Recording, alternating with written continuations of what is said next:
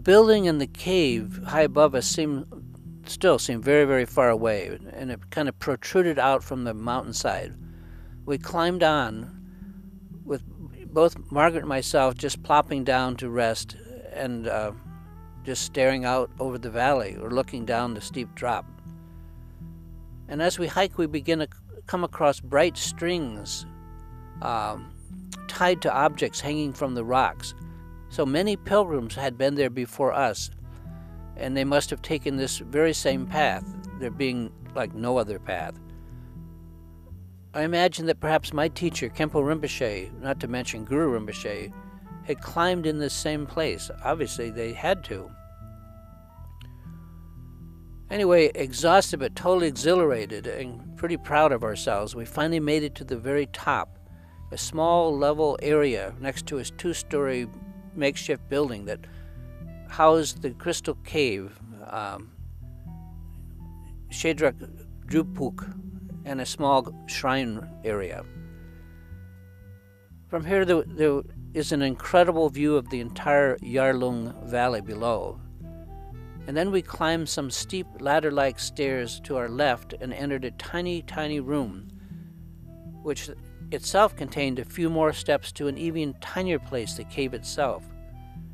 And the cave was almost full, because there were 3 other pilgrims plus a monk from the monastery below, and they were in the midst of doing a Guru Rinpoche puja, or practice, complete with sok, which is the ritual feast offering.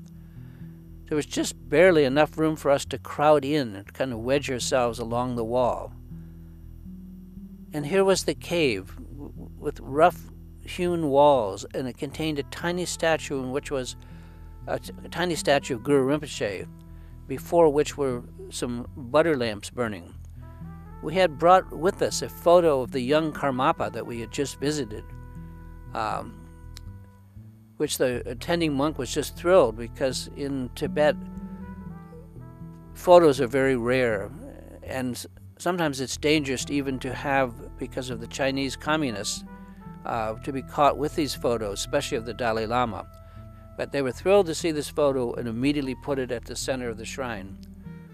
When their practice or puja was ended, the monk handed around pieces of sok, of terma, the feast offering, to all of us, and he withdrew from the smaller cave. We were then able to do our prostrations and whatever other practices we felt like offering.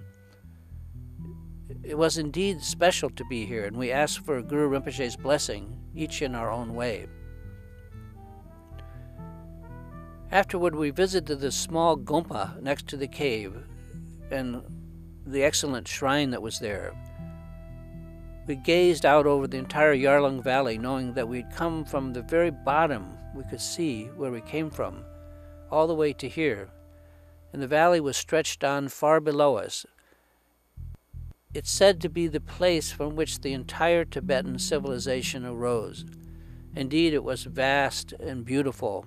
Awesome would be a better word. I could not imagine how in the wide world we could ever get from where we are at the top back down to the plain below.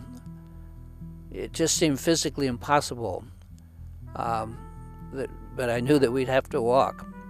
And back down we went. It only took something over 2 hours to go down, and for me, a lot of blisters on my feet to reach the abandoned village again.